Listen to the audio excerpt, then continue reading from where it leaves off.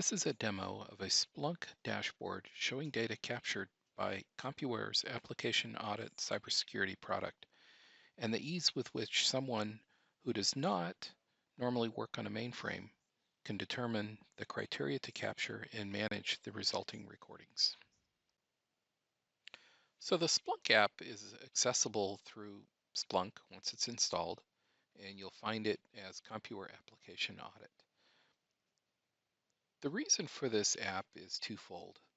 One is to provide some immediate value to customers installing application audit and using Splunk in that they can immediately see that they're getting data in Splunk and what that data looks like. The other side is to provide some value to that data in viewing that data from different perspectives.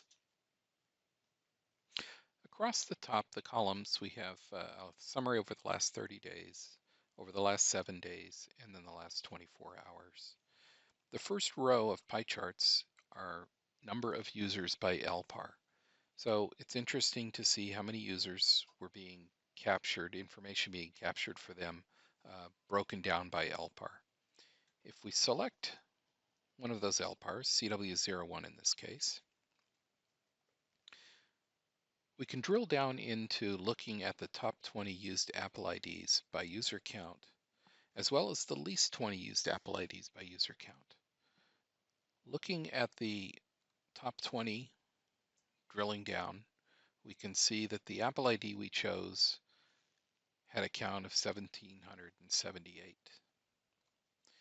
If we look at the least used Apple IDs by user count, what's interesting here is that you see Apple IDs with a low usage count, and that might indicate that an Apple ID isn't needed anymore. You might wonder why so few people are using it. Perhaps they should have migrated to something else. It might also show application or Apple IDs that aren't that you weren't aware of. And again, drilling into one of those will show some usage details broken down by user and the count.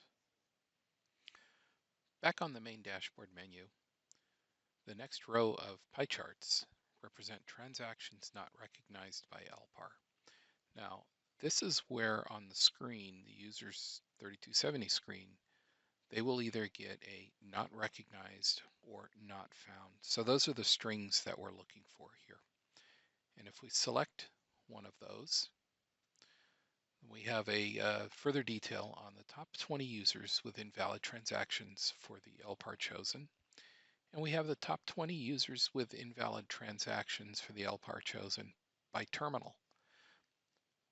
What's interesting in either case, so the top 20 users with invalid transactions could be an indication of some phishing exercises. It could be innocent, could be employees just having typos and typing in the transaction IDs wrong.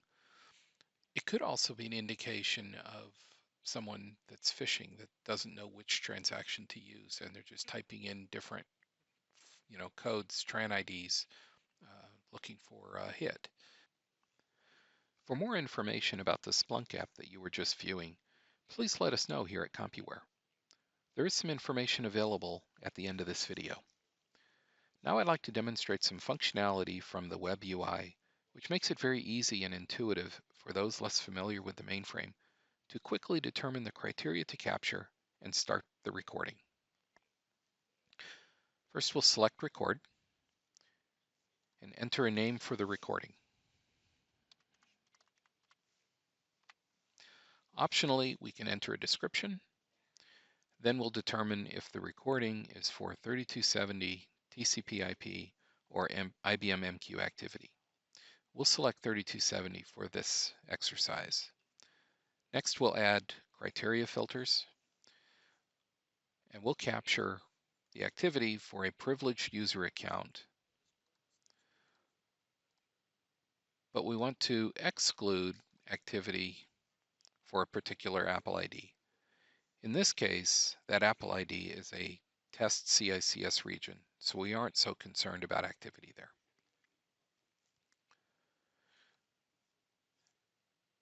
Next, we'll enter a base dataset name.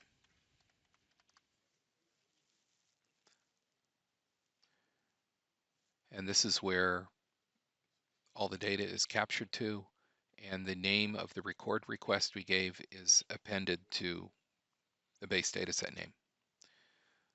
Optionally, we can set up a switch schedule for exporting the data being captured to a seam. And moving down a little bit, the recording dataset conflicts. We can determine when this recording starts if we need to cancel the recording or delete the dataset if that dataset already exists. Finally, determine the archive size.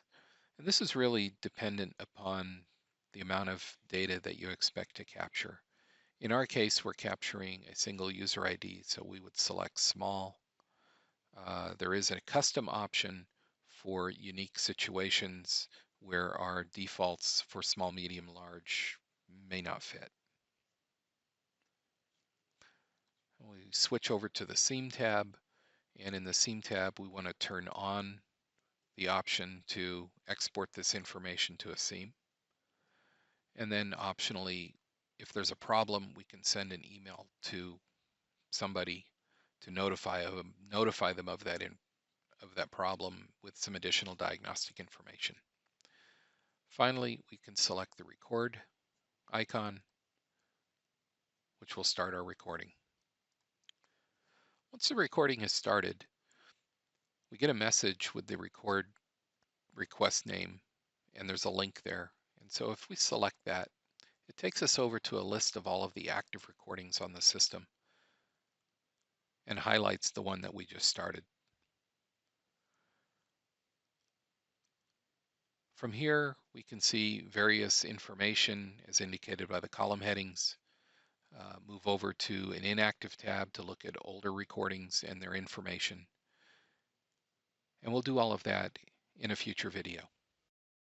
This was a brief demo introducing the Splunk app that was developed by Compuware to show data in Splunk coming from the Compuware application audit product, as well as the simplified web user interface that auditors and other non-mainframers can use to very quickly determine what it is they'd like to capture and start those recordings.